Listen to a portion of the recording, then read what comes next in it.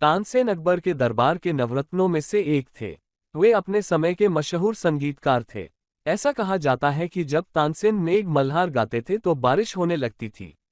इसी तरह जब उन्होंने दीपक राग गाया तो धरती के दीपक अपने आप ही जल उठे। एक दिन अकबर ने तानसेन से कहा, मैं तो उस संगीतकार का संगीत सुनना चाहता हूँ जिसने तुम्हें संगीत सिखाया है। इस पर तानसेन ने कहा, महाराज, मेरे गुरु तो स्वामी हरिदास है। वे तो आपके दरबार में आएंगे नहीं, क्योंकि मेरे तरह वे आपकी नौकरी में नहीं है। वह जंगल में एक झोपड़ी में रहते हैं। जब उन्हें अच्छा महसूस होता है तो वह गाते हैं, और जब अच्छा महसूस नहीं होता तो नहीं गाते हैं। बादशाह अकबर ने कहा कि अगर वे यहाँ नहीं आ सकते तो हम उनकी झलक देखना चाहेंगे। जब वे हरिदास की झोपड़ी में पहुंचे तो देखा कि वह झोपड़ी के बाहर चुपचाप बैठे हैं और उनका वाद्य यंत्र पास में रखा है।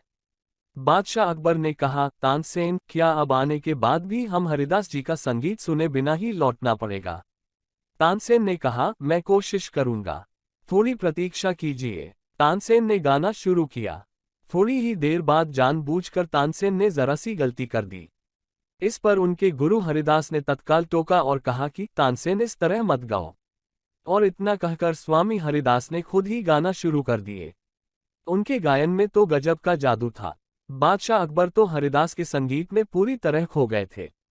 उनके एकाग्रता तभी टूटी जब हरिदास ने गाना बंद कर दिया।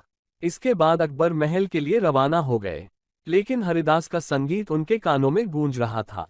रात को अकबर ने तानसेन से कहा, तुम वाकई बहुत सुंदर गाते हो। तुम वास्तव में भारत के सबसे महान गायक हो, लेकिन फिर भी तुम्हारा संगीत उस ऊंचाई को हासिल नहीं कर पाता जो कि हरिदास का संगीत कर पाता है। उद्धरण चिन्ह। तानसेन ने हाथ जोड़कर कहा, महाराज, गुरु हरिदास जी और मेरे बीच एक बहुत बड़ा सा फर्क है कि मैं अपने राजा के लिए गाता हूं, जबकि गुरु हरिदास जी तो केवल ईश्वर के लिए गाते हैं। वे दरबार के एक संगीतकार से तो बहुत बड़े और आगे हैं। तानसेन का जवाब सुनकर बादशाह अकबर मौन थे।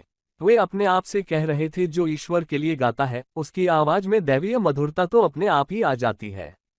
हिंदी कहानियां न्यूज़ से हमें ये सीख मिलता है कि हमारे जीवन में सफल होने के लिए आज़ादी अहम होता है।